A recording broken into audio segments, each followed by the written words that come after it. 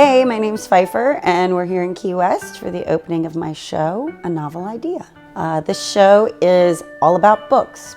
Books in paintings, books on the wall, books in sculptures. I love story time, and I love books and all they have to offer. I've always read stories and told stories, and now I paint them. For those of you who aren't familiar with my work, I paint books, stacks and stacks and piles of books. And in every instance possible, it's the first edition of that book, so it requires lots of research. I am meticulous to the cover of the cloth, the font of the print, and so on. And what I do with these books is I arrange them in a way that they become puzzles for the viewer to figure out. And I usually start with the title. I get something that I think is clever or a play on words, and from there everything in the piece combines to give you a challenge or a game or a theme.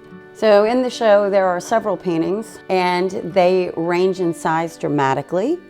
Some of them are very quiet little paintings, others are quite large, some are quite silly, some are quite serious. In particular, there's a commission piece in the show, and what I do is I paint people's portraits using books. So a family or an individual will come to me and say, these are the books that are important to my life, these are the books that represent the travels I've taken or the jobs I've done, and we sit down and we combine all of these elements that have been important in their life in a painting. So it becomes a portrait not of heads, but of life. In the case of the painting Ibis and Osiris, that title had been in my brain for a really long time, and I thought it was clever and funny, and it would be a way to tie the ibis in with some Egyptian imagery.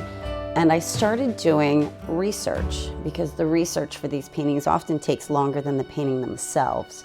The research takes me down all sorts of rabbit holes, and that's not even the research for the books themselves. That's just the research for where the theme of the painting is going to go.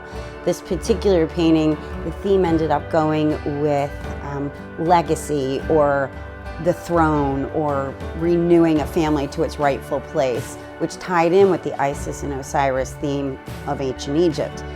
So once all of that research was done, which took about 2 or 3 weeks, then I started with the book research. And like I've said before, I always try to paint a first edition book whenever it's possible.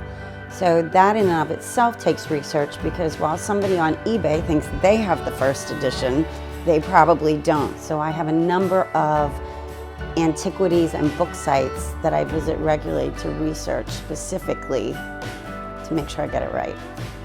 I'm a stickler for the detail.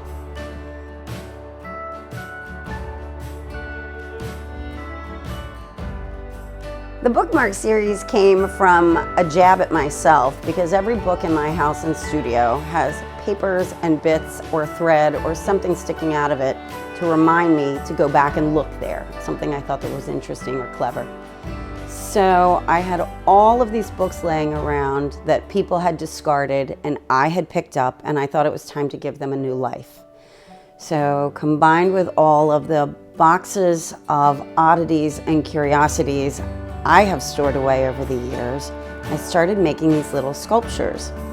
And once I started adding bits of old handwriting or old black and white photography, these all took on a personality of their own. And for me, they became like little biographies of people. And they really do, they're sweet and they're quiet and they're reminiscent. And they do really have, each one has a personality of its own. So it's almost like I've got a room full of friends hanging there. It's a sweet thing. So the other thing hanging in the show is a giant Wizard of Oz bike. And I do several bike commissions a year. The client came to me, and her absolute favorite book of all time is The Wizard of Oz. But we decided to go with the visual vibe that comes from the movie. So the bike that is hanging in the front window at the studio right now is, it starts on the front fender, black and white. The whole painting is in black and white, much like the movie begins. And as you progress through the back of the bike, it goes into vivid color. And the fenders are littered with scenes from the film, the Lollipop Guild, the Lullaby League, the Flying Monkeys, all of the main characters, the poppy fields, and so on. So she loves it and she rides it everywhere. The Small Ways installation, which are the 50 books with the little dolls in them. Again, I had a huge collection of these small penny dolls from Japan and an assortment of frozen Charlottes from Germany as well. And I figured it was time to start sharing them with people. So I got the idea to carve this niche into these books and put the appropriate doll with their appropriate book. And they became, again, little personalities. So if you look at each one, some are feisty and some are happy and some are kind of gloomy, and they really are all the different feelings that a single person can have. There are currently 51 in the installation, but they're all sold individually.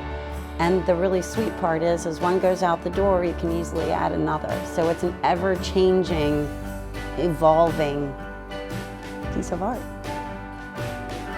I do what I do because I can't imagine doing anything else. It's funny because I was a high school teacher for so many years, and this is kind of teaching me.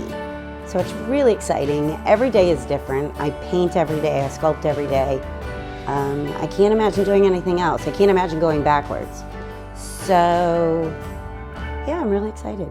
It's an exciting show, it's a big show, and it's a culmination of a couple of years of work. So I hope you enjoy it and walking through it and thinking about it as much as I enjoyed making it. Thank you to the studios of Key West for giving me a great big space to display it.